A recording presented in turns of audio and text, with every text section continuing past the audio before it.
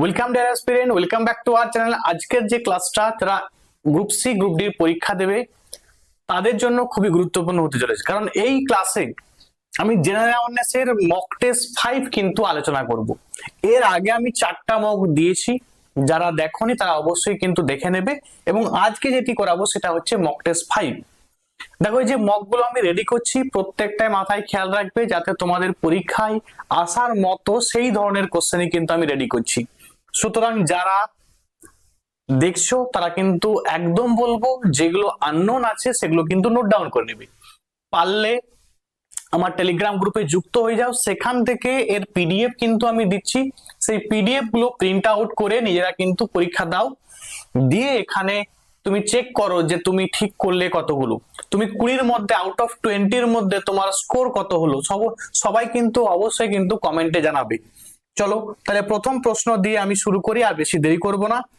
প্রথম প্রশ্ন যেটি আছে বলছে চীন সাগরে সৃষ্টি হওয়া প্রবল ঘূর্ণিঝড়কে কি বলে? তাহলে চীন সাগরে যে প্রবল ঘূর্ণিঝড় সৃষ্টি হয় সাউথ চায়না সি বা চীন সাগরে, মনে রাখবে এই টাইফুনটা কিন্তু সাউথ চায়না সিতে কিন্তু উৎপন্ন হয়। ঠিক আছে। আচ্ছা, সাইক্লোনটা কোথায় উৎপন্ন হয়? মনে রাখবে সাইক্লোনটা যেটা মেনলি উৎপন্ন হয় সেটা বে অফ বেঙ্গলে উৎপন্ন হয়। বে অফ বেঙ্গল, ঠিক আছে। আচ্ছা, তুমি বে অফ বেঙ্গল বলতে পারো, তুমি অ্যারাবিয়ান সি বলতে পারো। অ্যারাবিয়ান সি, এখানেও কিন্তু সাইক্লোন হয়। এছাড়া তোমরা জানো যে ভারত মহাসাগরে এখানেও কিন্তু সাইক্লোন কিন্তু সৃষ্টি হয়। তাহলে সাইক্লোনটা কোথায় কোথায় হয় কিন্তু দেখে নাও।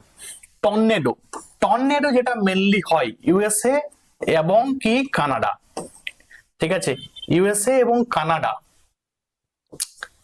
কানাডা এই ইউএসএ এবং কানাডাতে মনে রাখবে টর্নেডো সৃষ্টি হয়।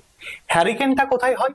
না, হ্যারিকেন এটাও কিন্তু পরীক্ষায় এসেছে, এটা ক্যারিবিয়ান মনে রাখবে। ঠিক আছে, আটলান্টিক ওশান এবং হচ্ছে ক্যারিবিয়ানে এখানে কিন্তু মেনলি উৎপন্ন হয়, আটলান্টিকে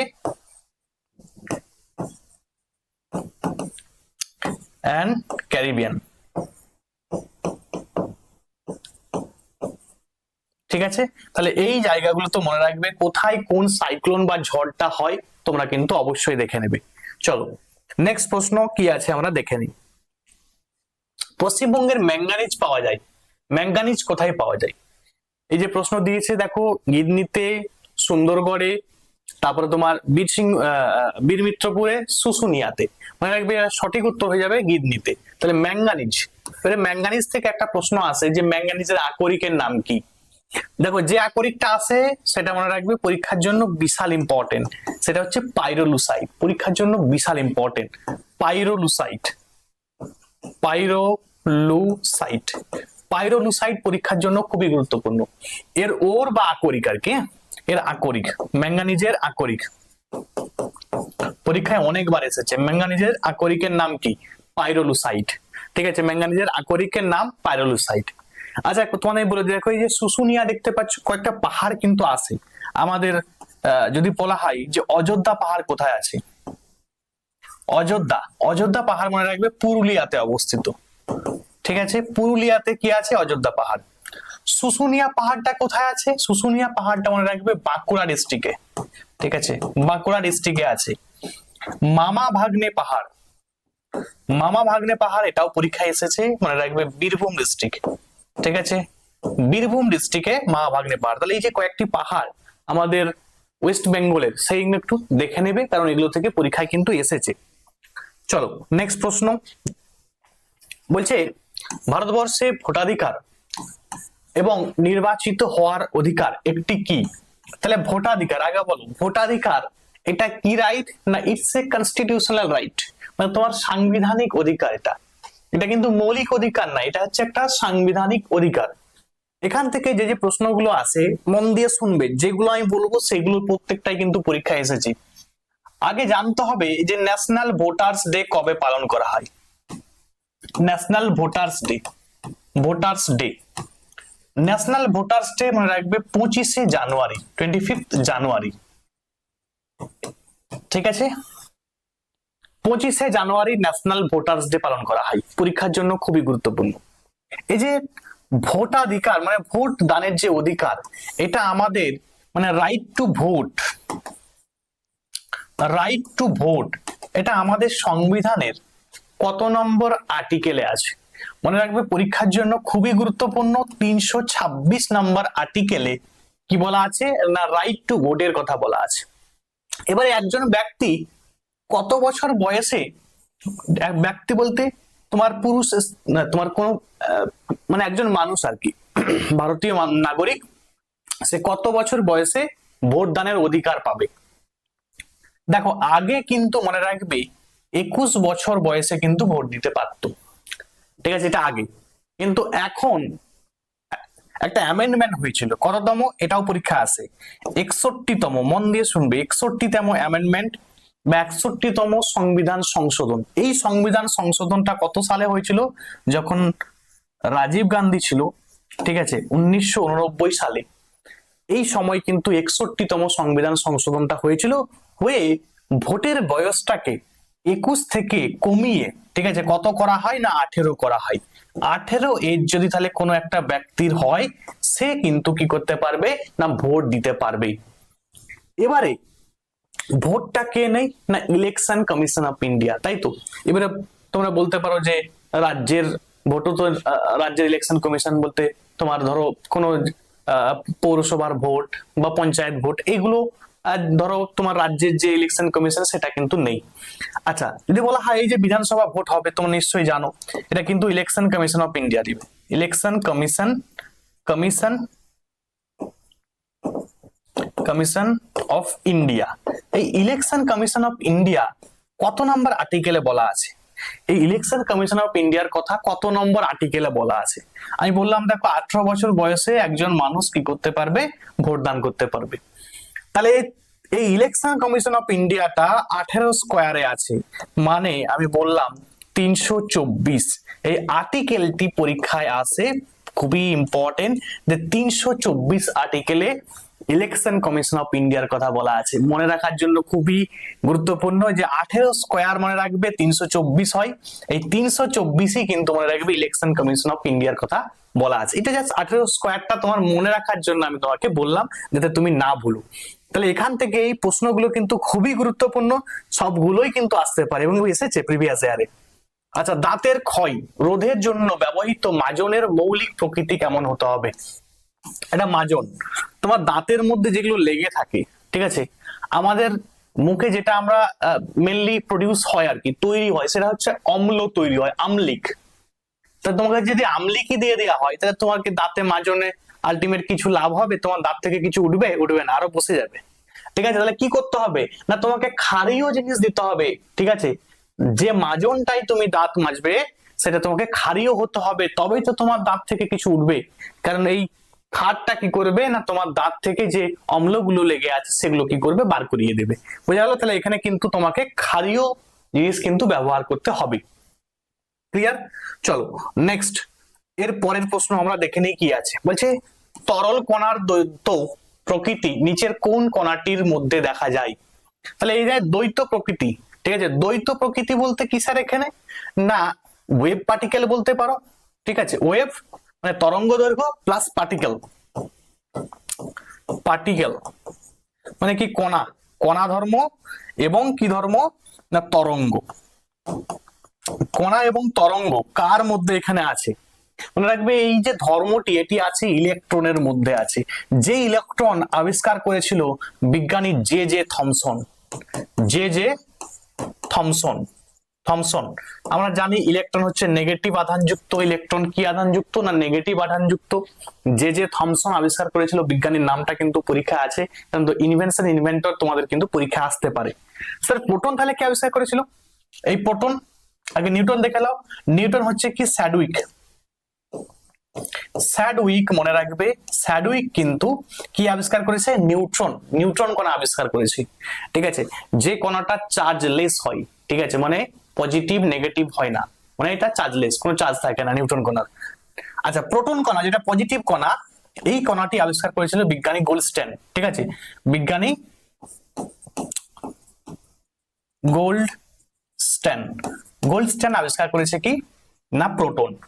এবারে প্রোটন থেকে দুটি প্রশ্ন আছে, একটা হচ্ছে তোমার কে আবিষ্কার করেছে এবং কে নামকরণ করেছে।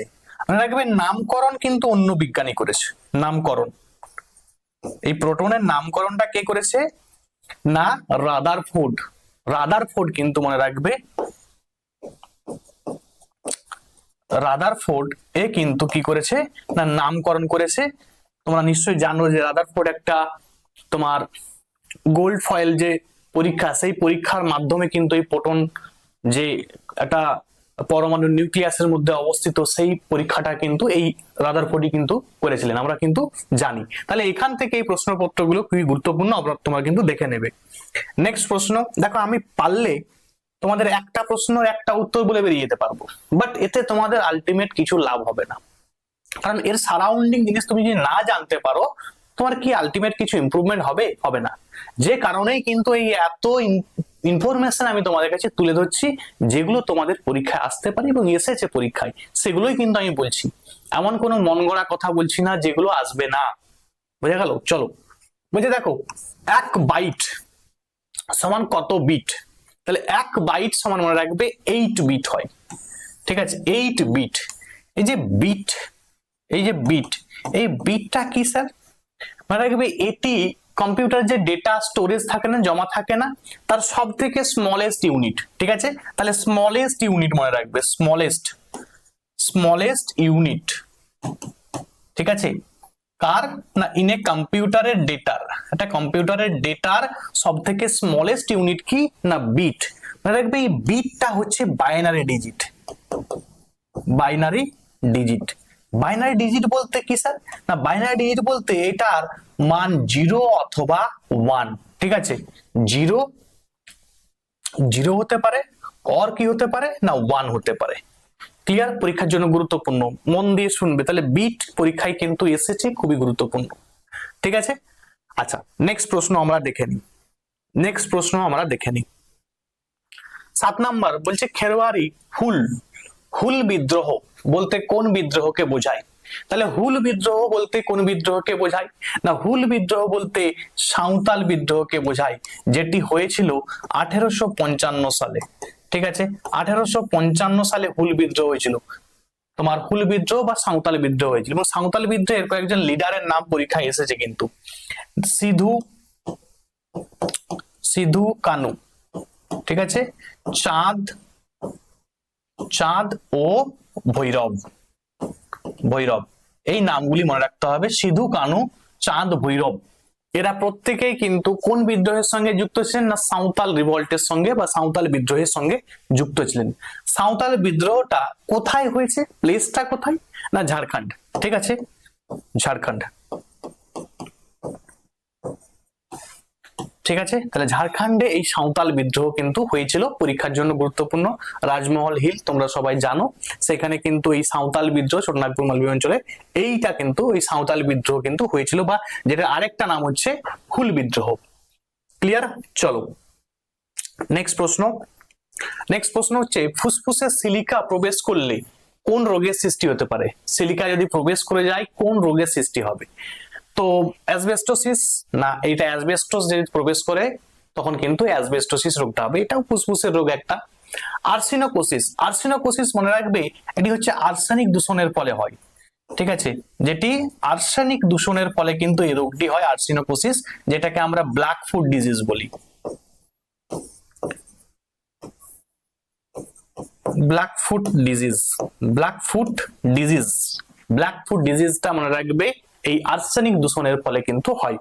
সিলিকোসিস, ইয়েস, এই যে সিলিকা দূষণের ফলে কি রোগ হবে? সিলিকোসিস রোগ হবে। ক্লোরোসিস রোগটা কিসের জন্য হয়?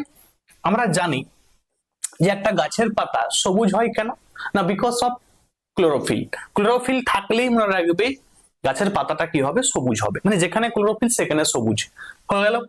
এবারে এই যে ম্যাগনেসিয়াম পরীক্ষায় আসে, যে ক্লোরোফিলের মধ্যে ক্লোরোফিলের মধ্যে একটি এমন একটা কোন ধাতু থাকে? মানে দেখবে ধাতু হচ্ছে ম্যাগনেসিয়াম থাকে। এই ম্যাগনেসিয়ামে যদি ডেফিসিয়েন্সি বা ঘাটতি হয়, ঠিক আছে, যদি ঘাটতি হয় তখন মনে রাখবে কি রোগ হবে? না ক্লোরোসিস ডিজিজ বা ক্লোরোসিস রোগটি হবে। তাহলে ক্লোরোসিস রোগটি হলে গাছের পাতা কেমন হয়ে যাবে? না গাছের পাতা কিন্তু আর সবুজ থাকবে না। বোঝা গেল? তাহলে ক্লোরোসিস যে রোগটি হয় সেটা মেনলি যেটা হয় ম্যাগনেসিয়াম দূষণের ফলে হয়, মানে সেখানে কিন্তু সেই পাতাতে কিন্তু আর ক্লোরোফিল থাকবে না। পরীক্ষার জন্য গুরুত্বপূর্ণ, অবশ্যই কিন্তু তোমরা দেখে নেবে। চলো নেক্সট প্রশ্ন কি আছে, বলছে দিঘি বিদ্যা প্রকল্প কোন সংস্থার উদ্যোগ? ঠিক আছে, তো মনে রাখবে এই উদ্যোগটা কার ছিল না, কোল ইন্ডিয়া লিমিটেডের ছিল। ঠিক আছে, কোল ইন্ডিয়া, এখান থেকে প্রশ্ন কিন্তু অনেক আসে। আগে দেখো একটু আমরা দেখে নিই ইসরো। ইসরো তোমরা নিশ্চয়ই জানো যে 15ই আগস্ট 1969 সালে তৈরি হয়েছিল কি ইসরো, যার হেডকোয়ার্টার আমরা জানি দিল্লি, সরি যার হেডকোয়ার্টার হচ্ছে বেঙ্গালুরু হচ্ছে এর হেডকোয়ার্টার। পরীক্ষার জন্য গুরুত্বপূর্ণ আসে। কোল ইন্ডিয়া লিমিটেড এটা কবে তৈরি হয়েছিল না 1975, 1975 সালে এই যে কোল ইন্ডিয়া তৈরি হয়েছিল। 1975 সাল থেকে মন দিয়ে শুনবে, অনেক প্রশ্ন আসে, যেমন 1969 সাল থেকে অনেক প্রশ্ন আসে, আমি আজকে 1975 সালটা তোমাদের বলবো, মন দিয়ে শুনবে। আগে বলো এই যে কোল ইন্ডিয়া এর হেডকোয়ার্টার কোথায়? এই হেডকোয়ার্টার নিউ টাউনে থাকো, নিউ টাউন থেকে দেখছো, কারা দেখছো অবশ্যই কিন্তু কমেন্টে জানাবে। এই নিউ টাউন বা কলকাতা, কলকাতায় যারা থাকো তারা জানাবে। হ্যাঁ, কলকাতার নিউ টাউনে মনে রাখবে হেডকোয়ার্টার আছে কার না কোল ইন্ডিয়ার। পরীক্ষার জন্য খুবই গুরুত্বপূর্ণ। কোল ইন্ডিয়া 1975 সালে তৈরি হয়েছিল। 1975 সাল থেকে কি কি প্রশ্ন আসতে পারে? প্রথম প্রশ্ন আসবে যে এনটিপিসি কবে তৈরি হয়েছে? এনটিপিসি তৈরি হয়েছে 1975 সাল। 1975 সালে মাইক্রোসফট আবিষ্কার হয়েছে, মাইক্রোসফট, এবং যেটা পরীক্ষা আসে এর ফাউন্ডার কে? ঠিক আছে, এর ফাউন্ডার তোমরা কমেন্টে জানাবে। এই রিসেন্টলি আই থিংক তোমাদের যে ফুড এসআই এর এক্সাম হলো সেখানে কিন্তু এই মাইক্রোসফটের ফাউন্ডার কে পরীক্ষায় কিন্তু এসেছে, তোমরা এটা কমেন্টে জানাবে, আমি লিখছি না। 1975 সালে যে এনটিপিসি তৈরি হয়েছে, মাইক্রোসফট তৈরি হয়েছে 1975 সাল। 1975 সালে ফার্স্ট ওয়ার্ল্ড কাপ হয়েছে, আইসিসি ওয়ার্ল্ড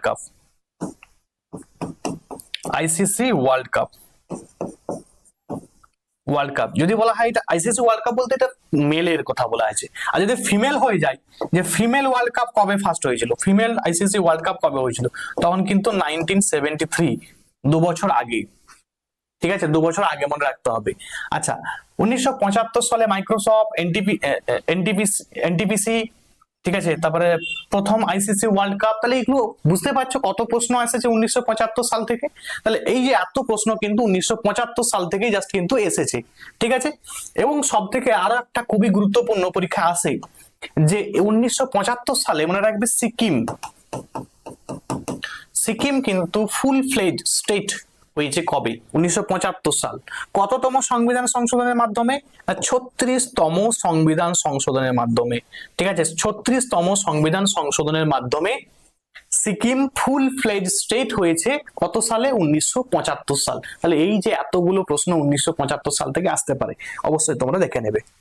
নেক্সট, ম্যানগ্রোভ অরণ্য। তাহলে ম্যানগ্রোভ অরণ্য, যেখানে আমরা জানি যে ম্যানগ্রোভ অরণ্য কোথায় দেখতে পাওয়া যায়, এটা মেনলি সুন্দরবন অঞ্চলে দেখা যায় আর কি ম্যানগ্রোভ অরণ্যটা।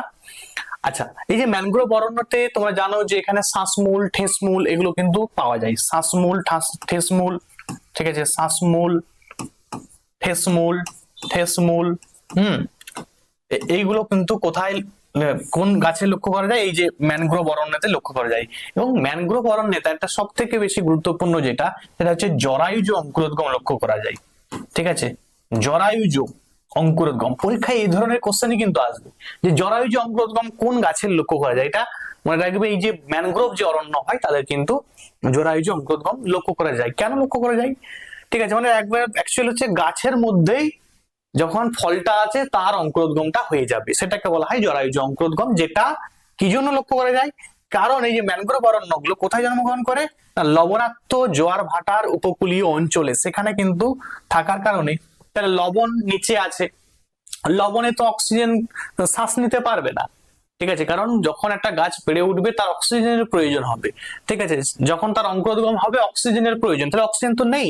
ঠিক আছে, সেখানে লবণ আছে, যে কারণে কিন্তু এই জরায়ুজ অঙ্কুরোদ্গমটা হয়। কারণ তাদের বংশকে তাকে বাঁচিয়ে রাখতে হবে গাছগুলোর, তাই তো, যে কারণে কিন্তু এই বিষয়টা মনে রাখতে হবে। চলো নেক্সট প্রশ্ন কি আছে। আচ্ছা, ডিমনিটাইজেশন বা ডিমনিটাইজেশনের প্রধান লক্ষ্য কি ছিল? তাহলে আমাদের নিশ্চয়ই জানো যে ডিমনিটাইজেশনের সালটা কিন্তু পরে, এবং ডেট সময় মনে রাখবে 8ই নভেম্বর 2016 সালে এই ডিমনিটাইজেশনটা হয়েছিল। তোমরা নিশ্চয়ই জানো মধ্যরাত্রিতে নরেন্দ্র মোদী তিনি কিন্তু ডিমনিটাইজেশন ঘোষণা করেছিলেন 8ই নভেম্বর 2016 সালে। এই ডিমনিটাইজেশনের লক্ষ্য বা উদ্দেশ্য কি ছিল?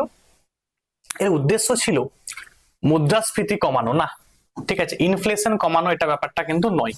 কালো টাকা এবং জাল নোট দমন, ইয়েস, এটাই ছিল মেন লক্ষ্য ডিমনিটাইজেশনের। যেখানে 500 যে পুরনো 500 এবং 1000 টাকার যে নোট, ঠিক আছে, সেই নোট কিন্তু ব্যান করা হয়েছিল, তোমরা সবাই কিন্তু জানো। সেই কাহিনী কিন্তু বহু কাহিনী আছে, ঠিক আছে। তাহলে ডিমনিটাইজেশন 500-1000 টাকার নোট ক্যান্সেল হয়েছিল 8ই নভেম্বর 2016 সালে। কে করেছিলেন? না নরেন্দ্র মোদী করেছিলেন, কালো টাকা এবং জাল টাকা দমন করার জন্য। জিএসটি, দেখো জিএসটি থেকে অনেক প্রশ্ন আসে, আমি জিএসটি সম্বন্ধে একটু বলবো তোমাদের। জিএসটি, জিএসটির ফুল ফর্ম কি? গুডস এন্ড সার্ভিস ট্যাক্স, তাই তো। জিএসটিটা কি ধরনের ট্যাক্স? না ইটস এ ইনডাইরেক্ট ট্যাক্স, এটি একটা ইনডাইরেক্ট ট্যাক্স। ট্যাক্স, তাহলে এটা কেমন ট্যাক্স? ইনডাইরেক্ট ট্যাক্স, এটি একটি ইনডাইরেক্ট ট্যাক্স, পরীক্ষার জন্য গুরুত্বপূর্ণ। আচ্ছা, জিএসটি কততম বিল? ঠিক আছে, কততম অ্যামেন্ডমেন্ট বিল? মনে রাখবে 122তম অ্যামেন্ডমেন্ট বিল। কততম অ্যাক্ট? কততম অ্যাক্ট? মনে রাখবে 101তম অ্যাক্ট। পরীক্ষায় কিন্তু সবই আসবে, এসেছে এবং আসবে। জিএসটি কোন দেশ, কোন কান্ট্রি প্রথম চালু করেছিল? মনে রাখবে জিএসটি চালু করেছিল প্রথম ফ্রান্স, ঠিক আছে, ফার্স্ট চালু করেছিল কে? ফ্রান্স। ফ্রান্স কিন্তু প্রথম জিএসটি কিন্তু চালু করেছিল। ক্লিয়ার? আচ্ছা, এই যে জিএসটি আমাদের যে এতগুলো স্টেট আছে, সে স্টেটের মধ্যে কোন স্টেট প্রথম চালু করেছিল? তাহলে মনে রাখবে আসাম। আসাম কিন্তু প্রথম চালু করেছিল জিএসটি। তাহলে এই যে এত প্রশ্ন কিন্তু জিএসটি থেকে আসতে পারে, অবশ্যই কিন্তু দেখে নেবে তোমরা, কারণ তোমাদের ইকোনমিক্স এর কোশ্চেন কিন্তু বলা হয়েছে, কারেন্ট ইকোনমিক অ্যাফেয়ার্স থেকে ওখানে আসতে পারে। আচ্ছা, হিন্দি সাহিত্যে গোদান উপন্যাসটির রচয়িতাকে? তাহলে গোদান যে উপন্যাস, সেটা মনে রাখবে এই প্রেমচাঁদ, ঠিক আছে, প্রেমচাঁদ তিনি কিন্তু এই গোদান উপন্যাসটির রচয়িতা। নেক্সট প্রশ্ন, সাইবার বুলিং, সাইবার বুলিং কোন আইনে শাস্তিযোগ্য? আইটি অ্যাক্ট 2000, আইপিসি এত, পস অ্যাক্ট এবং পক্সো অ্যাক্ট, ঠিক আছে। তো এটা সঠিক উত্তর হয়ে যাবে কি?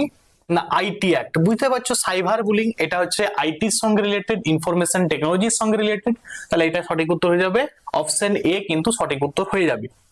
আচ্ছা দেখো, এই যে পস অ্যাক্ট এবং পক্সো অ্যাক্ট এই দুটোই কিন্তু পরীক্ষা আসে। এটা হচ্ছে 2013 সালে, আমি তোমাদের বলেছিলাম যে আগে অনেক এই কোশ্চেন কিন্তু পস অ্যাক্ট থেকে অনেক দিয়েছি তোমাদের।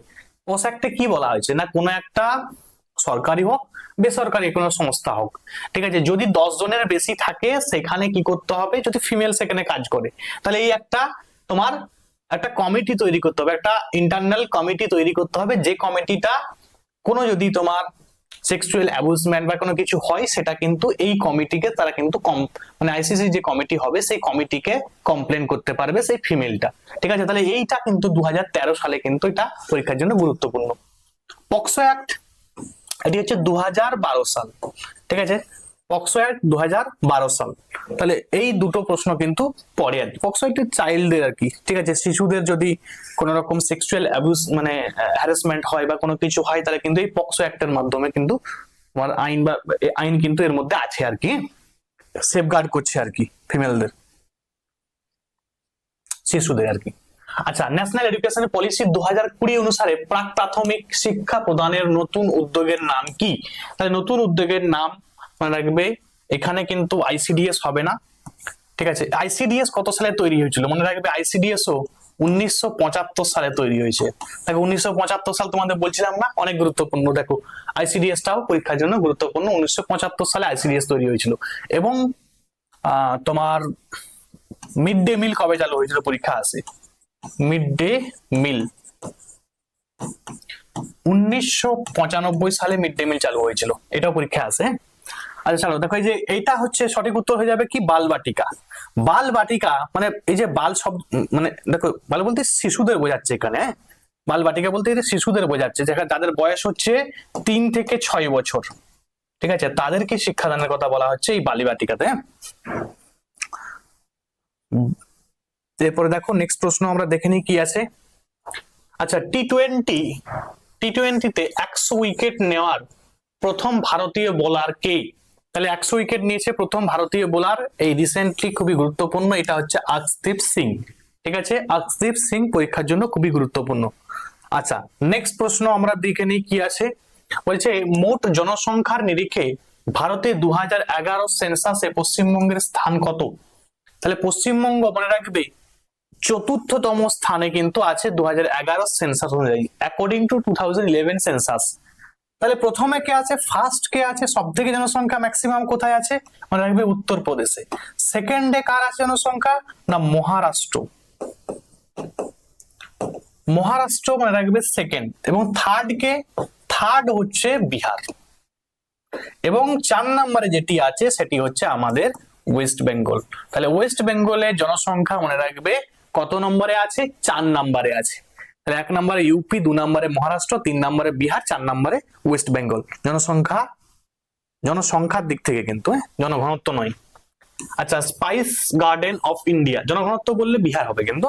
স্পাইস গার্ডেন অফ ইন্ডিয়া বলতে কোন রাজ্যকে বোঝায়? তাহলে স্পাইস মশলা, তোমরা নিশ্চয়ই জানো যে ভাস্কো ডা গামা 1498 খ্রিস্টাব্দে এসেছিল, এই মশলা নিতেই কিন্তু এসেছিল, এবং তিনি কিন্তু এসে একদম মশলা জাহাজ মানে ভর্তি করে তিনি কিন্তু নিয়ে গেছিলেন, ইউরোপের বাজারে কিন্তু বিক্রি করেছিলেন। এবং তিনি কোথায় এসেছিলেন, না কালিকট বন্দর। কালিকট বন্দরটা কোথায় অবস্থিত, কেরালায়। তাহলে এই কেরালায় এখানেই কিন্তু মনে রাখবে প্রচুর পরিমাণে কিন্তু মশলা, ঠিক আছে। দেখো কয়েকটা জিনিস আছে যেগুলো পরীক্ষা আসে। যদি বলা হয় চা, সব থেকে ম্যাক্সিমাম চা, ঠিক আছে, ম্যাক্সিমাম চা, চা কোথায় হয়, ঠিক আছে। এবার তোমরা বলতে পারছো দার্জিলিং এ, না, দার্জিলিং এ মনে রাখবে স্বাদ এবং গন্ধের জন্য সেখানে কিন্তু জিআই ট্যাগ পেয়েছিল, প্রথম জিআই ট্যাগ পেয়েছিল কিন্তু দার্জিলিং চা, সেটা বাদ দাও। ম্যাক্সিমাম আমি বলছি চা কোন স্টেট, সেটি হচ্ছে আসাম, ঠিক আছে। আসাম কিন্তু ম্যাক্সিমাম চা কিন্তু প্রডিউস করে বা তৈরি করে। তাহলে স্যার তামাক কে প্রথম প্রডিউস, তামাক, ঠিক আছে, তামাক, তামাক মনে রাখবে অন্ধ্রপ্রদেশ, অন্ধ্রপ্রদেশে কিন্তু তামাকটা কিন্তু সব থেকে বেশি কিন্তু তৈরি হয়, ঠিক আছে। আবার প্রশ্ন আছে যে স্যাফরন কাল্টিভেশন, ঠিক আছে, স্যাফরন, স্যাফরন চাষটা কোথায় হয় সব থেকে বেশি, রাখবে জম্মু এন্ড কাশ্মীর, ঠিক আছে, জম্মু কাশ্মীরের কারেওয়া রিজিয়ন, সেখানে কিন্তু এই স্যাফরন কাল্টিভেশন বা স্যাফরন চাষটা কিন্তু হয়। তাহলে এগুলো কিছু কিছু জায়গা আছে, যেমন দেখো আখ চাষ, আখ চাষ সব থেকে বেশি কোথায় হয়, আখ চাষ মনে রাখবে সব থেকে বেশি কিন্তু ইউপিতে হয়, ঠিক আছে। এবং তোমরা জানাবে পেঁয়াজ চাষ সব থেকে বেশি কোথায় হয়, ডাল চাষ সব থেকে বেশি কোথায় হয়, তোমরা কিন্তু এটা কমেন্টে জানাবে, পেঁয়াজ ডাল এগুলো কমেন্টে জানাবে, পরীক্ষা আসে। দ্রোণাচার্য পুরস্কার প্রদান করা হয় কাদের, এটা মনে রাখবে, দ্রোণাচার্যর যে পুরস্কারটা আছে সেটা কাদের দেওয়া হয়, এটা যারা কোচ হয়, যারা প্রশিক্ষক হয়, তাদেরকে কিন্তু এই দ্রোণাচার্য অ্যাওয়ার্ডটা কিন্তু দেওয়া হয়। নেক্সট প্রশ্ন। আচ্ছা, গৌতমীপুত্র সাতকর্ণীর মৃত্যুর কত বছর পর নাসিক লিপিটি রচিত হয়? এই কোশ্চেন একটু অড কোশ্চেন, এটা 19 বছর পরে, এটা সঠিক উত্তর কি হবে, 19 বছর। একটু অড প্রশ্ন, কিছু কিছু অড প্রশ্ন পাবে। আগে এখান থেকে সব থেকে যেটি আসে, এই যে গৌতমীপুত্র সাতকর্ণী, ঠিক আছে, তাহলে এর সম্বন্ধে আমরা জানতে হলে আমাদের কোন লিপি থেকে আমরা জানতে পারি, না আমরা জানতে পারি নাসিক প্রশস্তি থেকে, ঠিক আছে, বা নাসিক লিপি থেকে। এই নাসিক লিপিটি কে লিখেছিলেন, না এই যে গৌতমী পুত্র সাতকর্ণী, ঠিক আছে, এর কিন্তু মা গৌতমী বালাশ্রী, ঠিক আছে, গৌতমী বালাশ্রী। পরীক্ষার জন্য খুবই গুরুত্বপূর্ণ এবং পরীক্ষায় কিন্তু এসেছে এই কোশ্চেন। আচ্ছা, আইহোল প্রশস্তি যেগুলো বলবো সবই এসেছে, আইহোল প্রশস্তি, দেখো যত প্রশস্তি আমি সব এক জায়গায় করে দিচ্ছি, আইহোল প্রশস্তি, ঠিক আছে, আইহোল প্রশস্তি এটি কার? আইহোল প্রশস্তি মনে রাখবে, এটি হচ্ছে রবি কীর্তির। রবি কীর্তি, রবি কীর্তির আইহোল প্রশস্তি। আইহোল প্রশস্তিতে আমরা কার সম্বন্ধে জানতে পারি না, দ্বিতীয় পুলকেশীর সম্বন্ধে, দ্বিতীয় পুলকেশী সম্বন্ধে, পুলকেশী, ঠিক আছে, বা পুলকেশী টু সম্বন্ধে আমরা কিন্তু আইহোল প্রশস্তি থেকে জানতে পারি। এলাহাবাদ প্রশস্তি, দেখো যেগুলো বলবো সবই কিন্তু এসেছে। এলাহাবাদ প্রশস্তি, এলাহাবাদ প্রশস্তি মনে রাখবে এটা হচ্ছে তোমার হরিসেনের, হরিসেনের কিন্তু এলাহাবাদ প্রশস্তি। এই এলাহাবাদ প্রশস্তি বা প্রয়াগরাজ প্রশস্তি থেকে আমরা কার সম্বন্ধে জানতে পারি না, সমুদ্রগুপ্ত সম্বন্ধে জানতে পারি, সমুদ্রগুপ্ত, ঠিক আছে, সমুদ্রগুপ্ত সম্বন্ধে আমরা কিন্তু জানতে পারি কি থেকে না, এলাহাবাদ প্রশস্তি থেকে। ক্লিয়ার? আচ্ছা, এবং রিসেন্টলি ডাব্লিউবিসিএস এ একটি কোশ্চেন এসেছিল, ঠিক আছে, যে নানাঘাট প্রশস্তি, নানাঘাট প্রশস্তি থেকে কার সম্বন্ধে জানা যায়, কার সম্বন্ধে জানা যায়, কার সম্বন্ধে, ঠিক আছে, এটা হচ্ছে তোমার সাতকর্ণী ওয়ান, সাতকর্ণী ওয়ানের সম্বন্ধে জানতে পারা যায় কোথা থেকে না, নানাঘাট প্রশস্তি থেকে বা শিলালেখ থেকে। তাহলে এই যে এগুলো না সবই পরীক্ষায় এসেছে, একটা একটা করে এসেছে, তোমরা কিন্তু দেখে নেবে, এগুলো ধৈর্য নিয়ে ধৈর্য সহকারে কিন্তু পড়বে। লাস্ট প্রশ্ন এবং আজকের জন্য শেষ প্রশ্ন, পুরা শব্দের পূর্ণ অর্থ কি?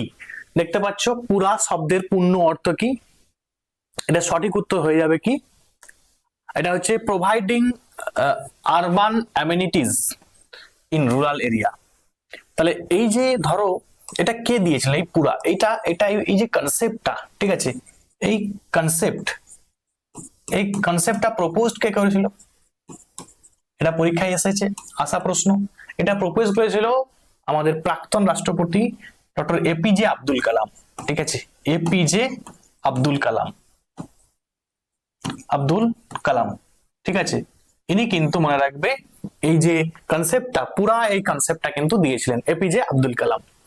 তো এটা কিসের জন্য দিয়েছিলেন বললাম, যে আরবান ধরবে, দেখবে যারা আরবান এলাকা হয়, যারা শহর এলাকায়, তারা কিন্তু ম্যাক্সিমাম কিন্তু সবকিছু ফ্যাসিলিটিস পায়, যাতে আরবান ফ্যাসিলিটিস গুলো রুরাল এরিয়ায় পায়, সেইটার জন্য কিন্তু এই কনসেপ্টটা দিয়েছিলেন কি না, পুরা। এই পুরা কনসেপ্টের মাধ্যমে তিনি কিন্তু আরবানের যে সমস্ত ফ্যাসিলিটিস গুলো যাতে গ্রামের যারা বসবাস করে তারাও যাতে পায়, তার জন্য কিন্তু এই কনসেপ্টটা কিন্তু কে দিয়েছিলেন, ডক্টর এপিজে আব্দুল কালাম। ঠিক আছে, এই ছিল আজকের 20টা গুরুত্বপূর্ণ প্রশ্নপত্র। আমি চেষ্টা করেছি তোমাদের সব ধরনের কোশ্চেন আলোচনা করার যেগুলো পরীক্ষায় আসে, ঠিক আছে। তো যদি এই সিরিজটা ভালো লাগে অবশ্যই বন্ধুদের মধ্যে শেয়ার করে দিবে, এবং তোমাদের স্কোর আউট অফ 20 মধ্যে কত হলো তোমরা কিন্তু অবশ্যই কমেন্টে জানাবে। আজকে এখানে পর্যন্ত, থ্যাঙ্কস ফর ওয়াচিং। নেক্সট দিন দেখা হবে আবার কোন নেক্সট ভিডিওতে।